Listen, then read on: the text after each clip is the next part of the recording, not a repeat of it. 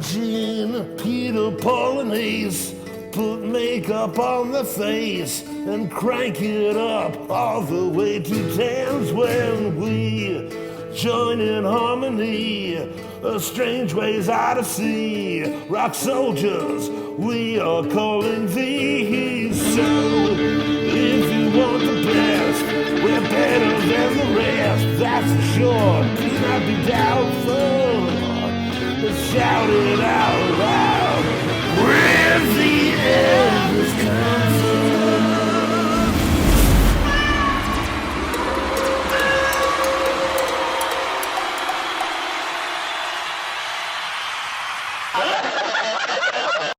Our guest today is a guy. When I was about in kindergarten, I grew up with a kid. I hung out a lot with a kid named Danny Aliberte. My first weekend in New York City was with Danny Aliberte and his dad, Ric Aliberte, and the rest of his family. His dad, Ric Aliberte, I think Ace has mentioned Ric Aliberte in his book. Most of the books, you get a little mention of Ric Aliberte. He was a co-manager. I don't know the whole story. Ric Aliberte, I think he came in when to the Kiss's management, to Bill Aucoin's management. He was management of promotions from 1978 through 1981. He's also worked with Billy Idol, which I think you kind of mentioned to me before, and he's probably got a lot of really cool stories. I want to hear about the Kiss days. I also want to ask him about Steve Stevens, since I'm a guitarist. Oh, yeah, hell yeah. Wait, here he is right now. The man himself, Mr. Ric Aliberte. Ric Aliberte, everybody. Woo! Ric. Hey, Ric, I can hear you. Do you want to share the video? I don't think I want to see myself. I'm okay. So, one, you did a bit of studying on Ric. Ric, how are you, buddy? I'm pretty good. Pretty Yeah. good. Yeah, I'm very good, Mellow. It's like, believe it or not, I'm still working my ass off at my age. Yeah, what are you up to? Well, I know it sounds like bullshit. The first band I ever signed was Queen.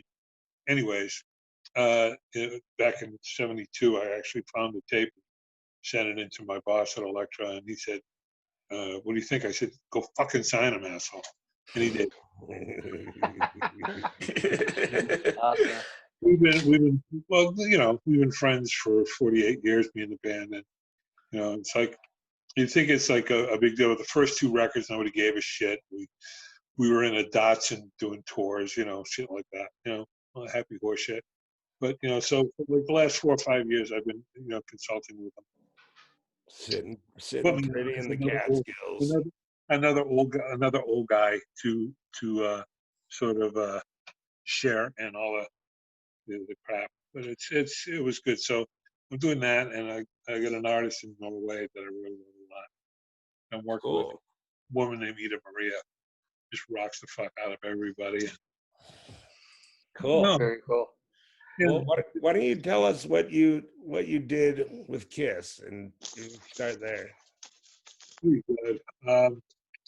After the news of the world broke, I got very, very disenchanted with Elektra Asylum because David Geffen left. All the fun left, and all they were doing was just sitting around honk and blow all day. Those guys. So I just I met these guys from Coin Management. They said, "Why don't you come to work for us?" This guy Bill Coin. So they took me to a Kiss show, and I was hysterical. I said, "It's not a show; it's a fucking circus." I said, "It's a lot of fun," and and having worked with like Tom Waits and the Eagles and Linda Ronstadt, Simon and Joni Mitchell, and all the people I worked with, Queen, blah blah blah blah blah blah blah, and Jackson, and we're also friends. Ones of us is still alive. I just decided, like I needed something fun. I needed to have some fun, and this looked like a lot of fun. And like I said, the people at the label, it just wasn't the same. You should have seen Jackson Brown's and Fry's face. We're at a party. I said, "I'm leaving the label," and they said, "You what?" because we'd all been there since day one. Mhm. What are you doing? I said, I'm going to go to work for KISS. And they went, what? They're like, you're fucking kidding me. I said, no. So I did. And, they gave me a lot of money, and I went over there, and I increased their airplay. I was a promotion guy. I was really good at it. A lot of friends. And I increased their FM album airplay 85% when I came on board because, that was my, and what I would do is I would take, the nose in the air FM radio programmers, and I'd bring them directly in front of the KISS stage between the security barriers and the stage, right at the stage at the beginning of the show. I said, I want to show you something. Boom, bang, and these guys were like, holy shit, because they just came from like a Joni Mitchell concert or something. What Man, year that's was outrageous. And they go, okay, I get it. They watch the show, and Casablanca Records, the promotion staff were like, oh, what the fuck you doing? Who are you? Who the fuck do you think you are? And so, we're KISS. And I said, yeah, well, why aren't they on fucking NEW? Why aren't they on BCN? Why aren't they on KMET? Why aren't they on KSAN? So Neil What year Bogart. was this, Rick? Huh? What year was this? I have trouble with years, but I remember it was just when the Love Gun record was being finalized. Oh, okay. Yeah, I've read that you started out young with the coin, and you were it was like 78 through 81. You were with the team. Maybe it was 70. It might have been 77. I can't tell you. Yeah, but it also noted that you started out very young doing all this. Oh yeah, well, I was running a record store in Boston when in 1970, the first full line record store in Boston. Artists just loved coming in there and stuff, and that's where I met Jack Wolfman. That's where I was his tape listener, and he hired me out of my store in 1972. So I started with Jack in '72, and I think I worked the fucking Harry Chapin song "Taxi" was my first song that I worked for him. But I got him signed Queen then too. So yeah, I was 27 or 28 when I went to work for O'Coleman. And Yeah, that's a great time in life. everything was huge and blown up, a lot of fun, and so that was my job initially. And then I started to get involved in other areas of management, besides promotion.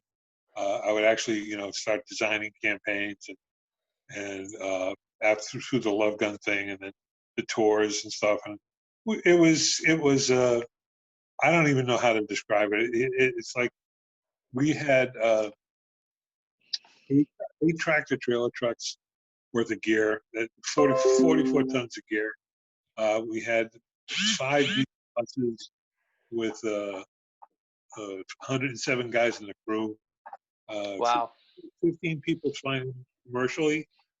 A show every other day with a 17-and-a-half-hour stage setup every other day. Never missed the show. 6 months straight. Take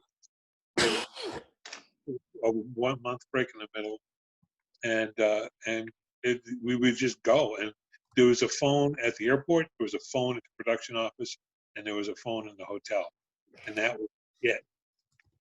And no computers, no nothing. It's just it was a book that was done that we call the Bible, and we went by that Bible, and we just hit the fucking road. And it just worked every night. It was crazy. The crew was incredibly dedicated. I remember a fucking airplane landing, like falling on one of the riggers, and he went to the door, came back with a bandage on his head. He starts climbing up the rigging. I said, "Where the fuck you go?" So I go, the band. I said, "The band's not coming." Oh man. Yeah, a lot of people are not aware of how it what entitles setting up a full stage. And I think nowadays a lot of people travel with 2 stages. So it depends how big the production is. They set up a stage in a city that's maybe like 3 or 4 days ahead of the show that they're currently on.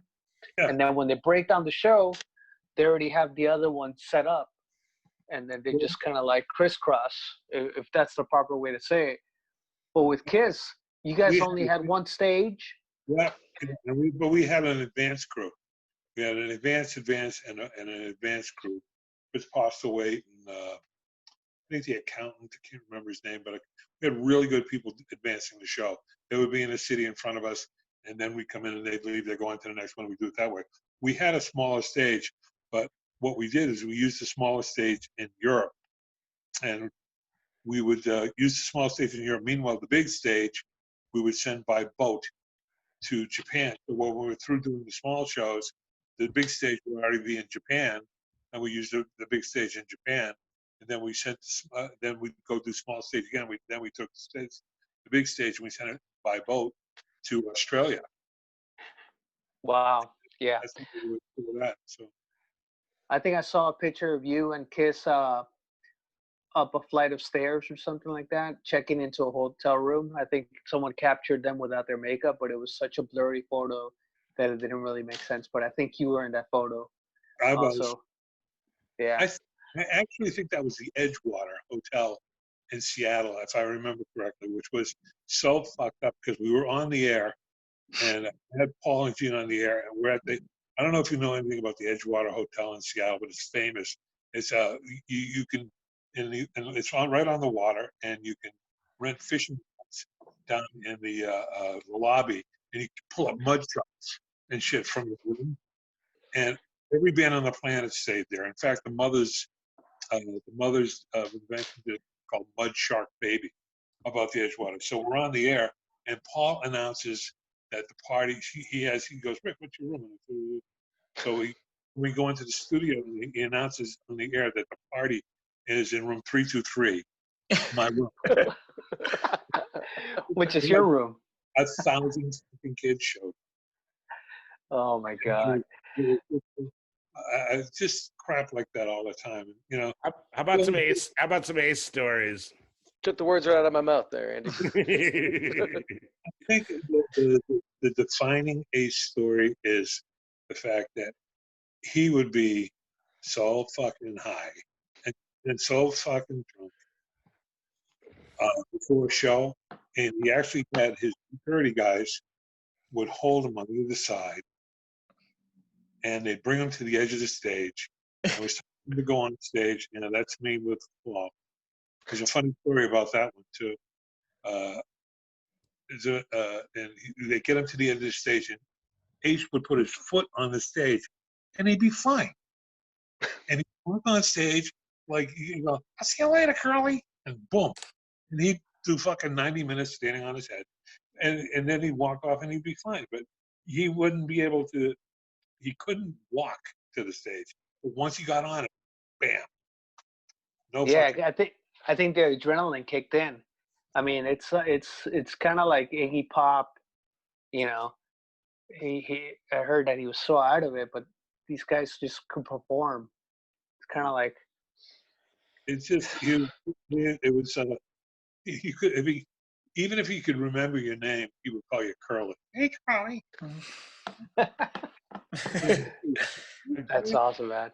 You That's know, awesome. It would always be the same too. You know, you after the show, you'd be at the hotel, and there'd be 4 suites, and we knew where everybody was. You get a call like at 3 o'clock in the morning. You get the phone. I go like, "What? This better be fucking good." And he says, "Peter's got a gun, and girls are screaming in his room. You got to come right now." And Oh my God. God Almighty! So I put on my jeans and I get up and walk past Ace's room. He'd be playing poker with a naked girl on the table or something. Well, God knows what he was up to because he never opened his door. And Gene, you'd hear a Polaroid going off, bing, bing, bing, bing. That's hilarious. Peter, from photos that I've seen him holding guns and with black eyes, I think he kind of reminds me of what Phil Spector was like during those Ramon sessions. You know. No, I think it was more like Peter had the IQ of a duck, I think. God bless. God bless. And and I mean that in the nicest possible way. And I knock on the door and I hear all the screaming. I go, who's that? I said, Catman. It's Rick. I'm coming in. Don't come in. I said, no, I'm coming in. And I said, hey, man, oh, wow, look at these girls. Look at, hey, nice gun. Can I hold it? Oh, so we played 357. I handed it to a security guy to get rid of it. Like, where'd you get that? Oh, it's fan. That's nice. I said, is this your drugs? Yeah. And then I put it on the toilet. I flush it. I said, girls, time to leave. And then I'd sit there with them and I'd say, you know, man, you gotta get some sleep. You gotta rest. Because you know what? You're the cat man. I said, there are 30,000 people waiting to see you play tomorrow night. 30,000. They're waiting for you. For me? Yep, for you. They want to see the Catman. They want to hear fucking Beth. And you're the only one who can deliver it. So you need to fucking chill out, get some sleep, have a scotch, good night. And I'd fucking leave. So that would be like a typical evening, you know, at camp. And Gotcha. Ace would always get up. Ace always made it. I think it was my 29th birthday. We were snowed in Cleveland, January 9th, 1979. And we were snowed in at Swingos Hotel for 3 days in Cleveland. It was a 3-day party. It was like unfucking believable. I can barely remember some of the stuff that we pulled off. That's Brian Intelin on the right, Steve Winnick, John Brody, Joe McEwen, me, and kneeling down. I don't know who those guys are. Random radio. Yeah. Because, you know, back then, you just did it. Everybody was, there was like maybe 2,000 people walking the earth that did what we were doing, you know? And that's it. Yeah. And it happened so fast. I mean, Yeah. you know, kind of like the Beatles. Everything just happened so fast. There's so much history within, you know, from My favorite- 73 to 79 to My through favorite- 81. My favorite Kiss story about being on the road with them was always trying to get somebody who would be strong enough. That's Paul and me and Ace and me at my wedding. They played at my wedding. So sick. That's great. Them and Billy Idol played at my wedding. I'll tell you something. I remember hearing something when you guys were talking before about rock and roll and all that stuff. And Gene and Paul and blah blah blah.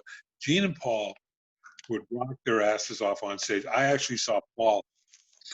He wasn't getting as much. They would duel on stage reaction, stage right and stage left. Yeah. You know, stage left was always Paul, and I saw Paul wasn't getting enough of a reaction. Gene was getting a good reaction, and he threw himself headfirst into his Hamilton back. You know, like just totally fucking destroyed it. Everybody went nuts, and I went and I looked and I went, thank Christ they're dummies, you know, because you could have killed them. Who feels about Sean Delaney? There's no describing this human being. He partied harder than I've ever met anybody in my life, but he just kept everything fucking together. You know, he would choreograph the show. He would be very, very strong. We would rent an airplane hangar in Canada before a show and work it out there, and he would do all the markings on the stage. You know, because you had to pay attention to the markings, otherwise you'd get killed. You know, like by something going off or some hydraulics going this way or that way. But he choreographed the whole show. Do this here, do that here. We'll do this there. He was just like this. He's the guy. The original Kiss show. He came up with an idea. He got a stick of wood. He put electric sockets for electric bulbs. He filled them with magnesium. And when it was like time to go Kiss, the original flash was him flipping a switch with electric current through these sockets with the magnesium and going boom. That was Sean, you know. And, Man, that's great.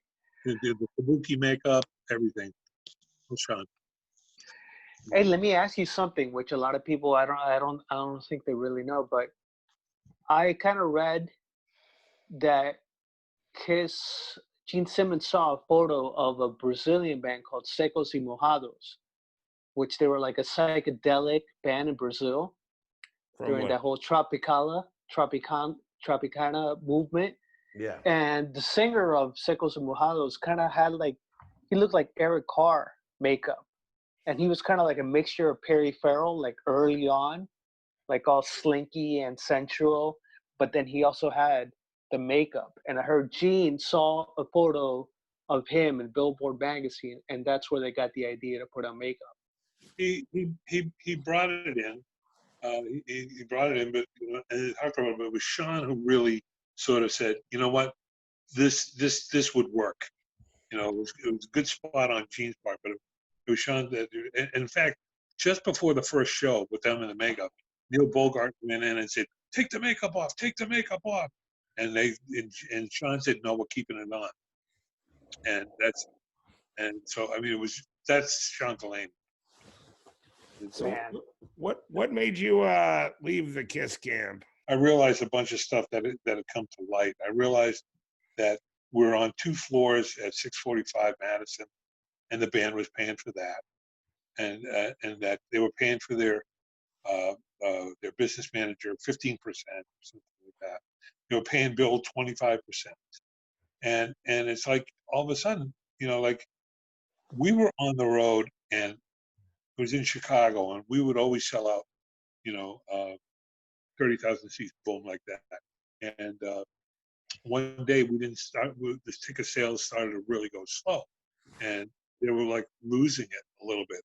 And I remember, I swear to Christ, we're all in a room and we watched Spinal Tap, and they were laughing like this. A little bit too much reality for these boys, but Billy started really grabby.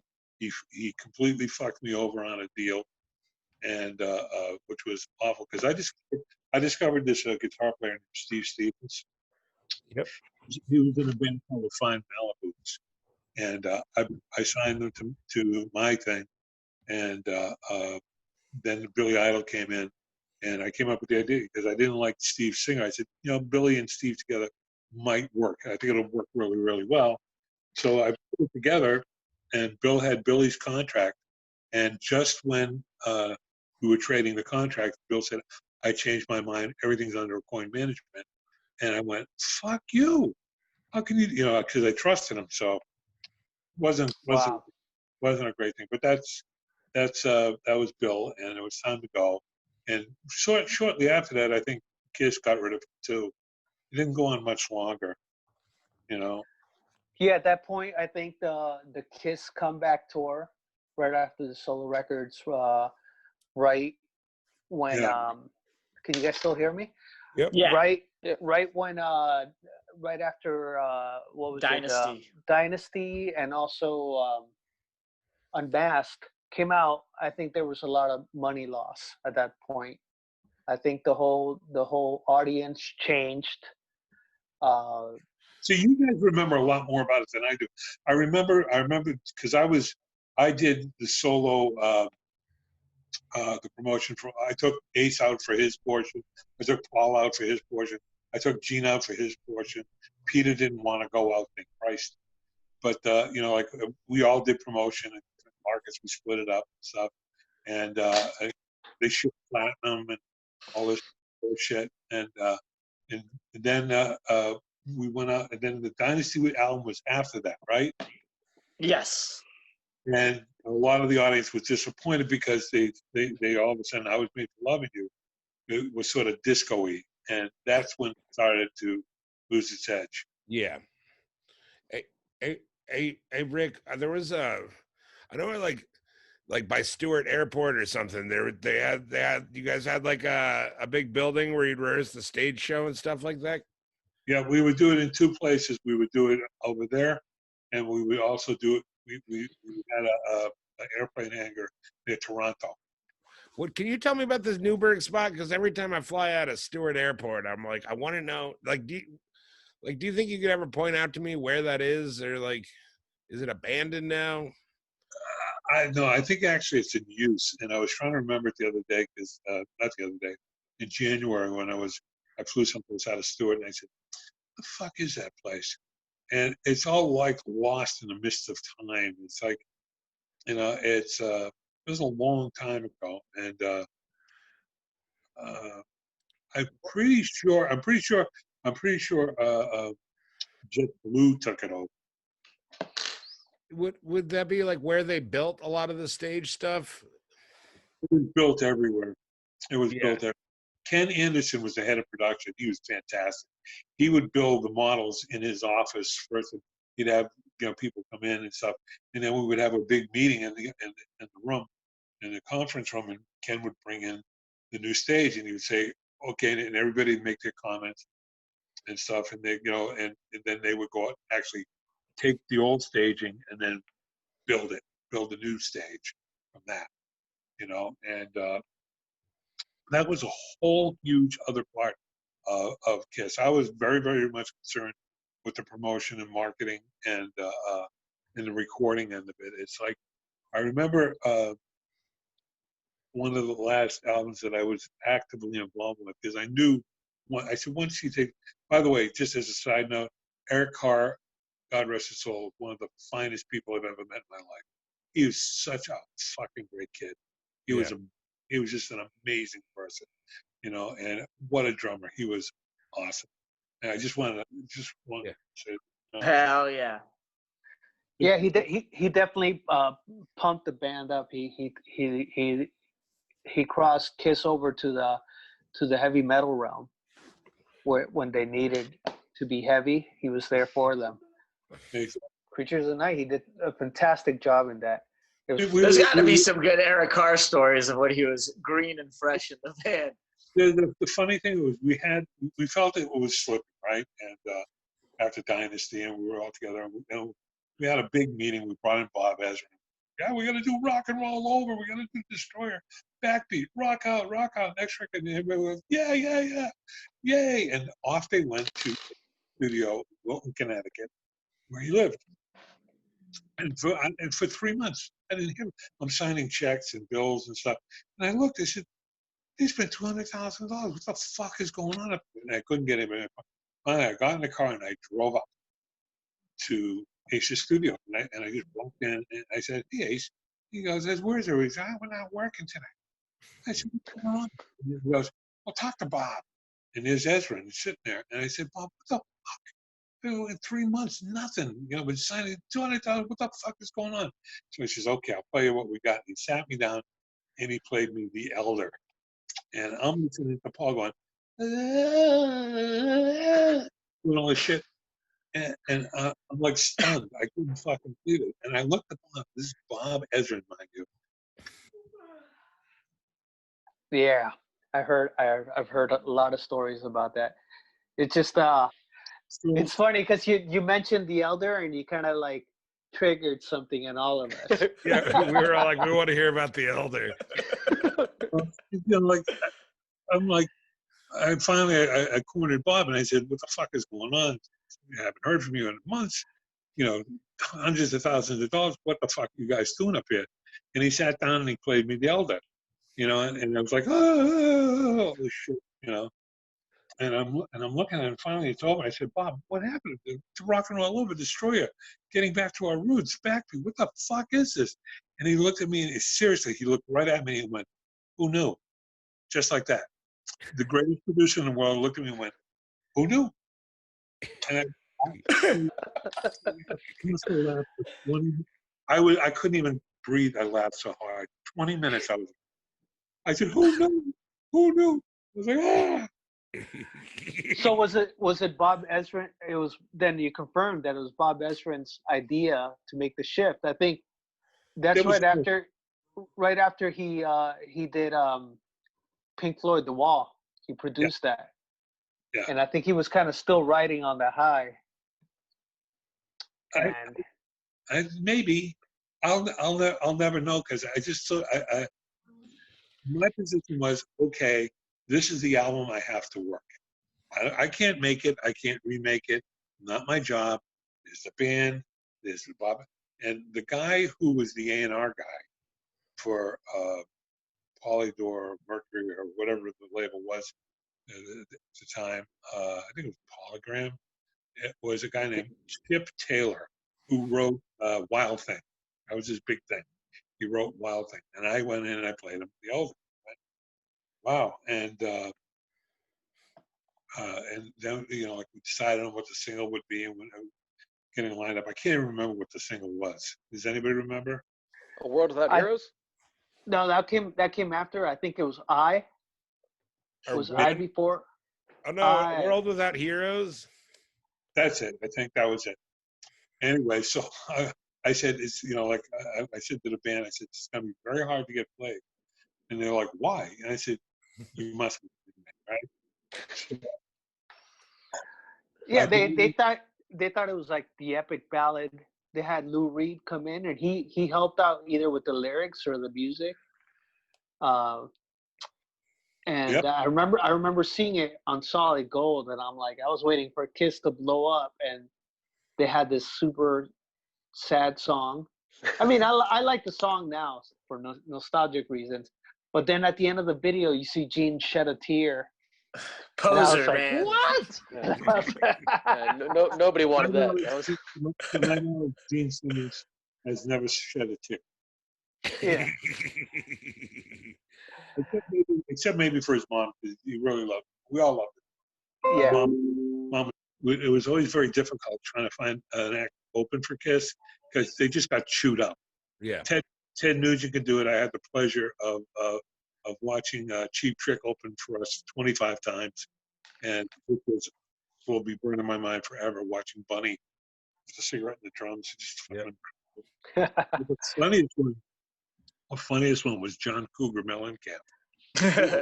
He opened up, and the people were, boo, get the fuck off the stage, Kiss, boo.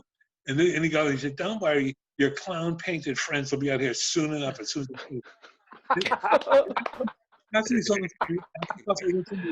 Oh my God! You just made the podcast. It gets going on. I said, John, look, it's hard. We know it's hard to open for Kiss. We really do. We appreciate you being here. We appreciate. I said, all you have to do is 30,000 people out there. If you walk away with 2,000 people as fans, you're doing a good day's work. 28,000 people hate you. Who cares? Just go pay for those 2,000 people. Just don't the band anymore. Next night, that's the same thing.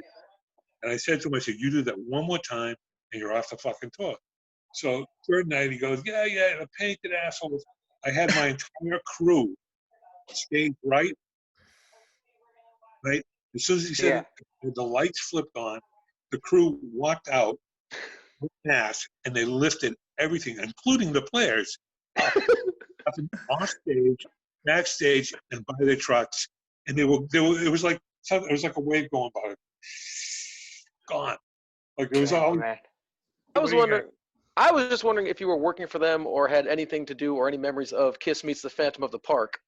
We watched it the other day again, and it was not spectacular. Yes, I'm listening to the credit as the music supervisor, and I did have some stuff to do with the production, but that was supposed to be Bill's big deal because he was a TV director. He did commercials. He did Speedy Alka-Seltzer and stuff. But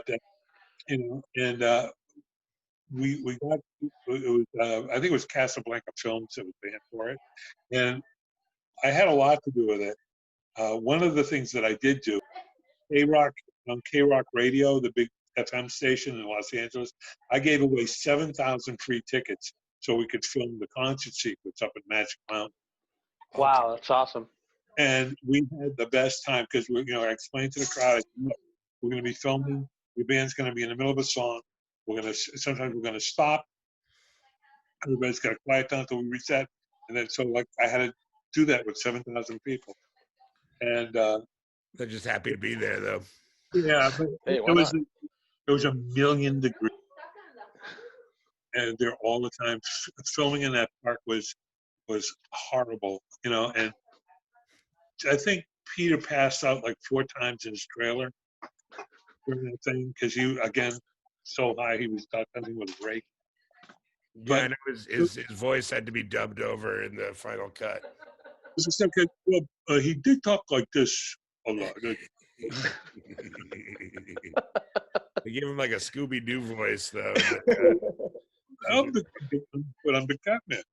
Yeah, that's what. Gene's a real pussycat.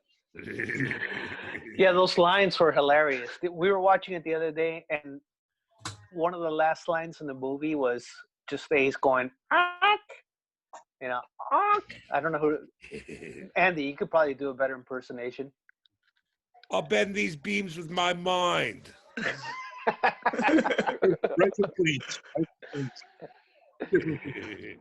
The funny thing is that I am so proud of that movie. When I run into movie directors and stuff that I know, Yeah. I said, oh yeah. Well, I'm proud to be part of the worst movie ever made. Dude, it's one of my favorites. And they all go like this. Martin Scorsese went like this. No. That's awesome. When the movie came out, it was in theaters in Europe, right? I think some places played it in theaters. That must have been fun to see. I actually still have my canvas chair that says Ric Aliberte on the back of the movie set. Rick, you know I'm gonna buy that off you. I know you live right down the road, bro. Yeah, well, I got that. What else do I have? That the Kiss, the comic books made with real Kiss blood. Yeah. Oh yeah, I got one of those too. I've got 001, 002, and 00. That's awesome. So sick. Wow. I know I you. heard that the blood though didn't really get into that ink, and they accidentally used it for a Sports Illustrated. No, that stunt was dreamed up by their initial promotion guy, Alan Miller. I think I'm gonna end this with probably the most rock and roll story that I was personally involved with, and it was we were playing St. Louis, and Ace wanted to go party afterwards. You know, this girl invited him to a party at a bar across the river. Turns out it's a biker bar, and she's the head biker's girl. So I said, look, we're gonna go, but don't you fucking put a move on him. If you really want to go, I'm fucking going. I'm the boss. I said, okay. But all the security guys, we all got on the limo.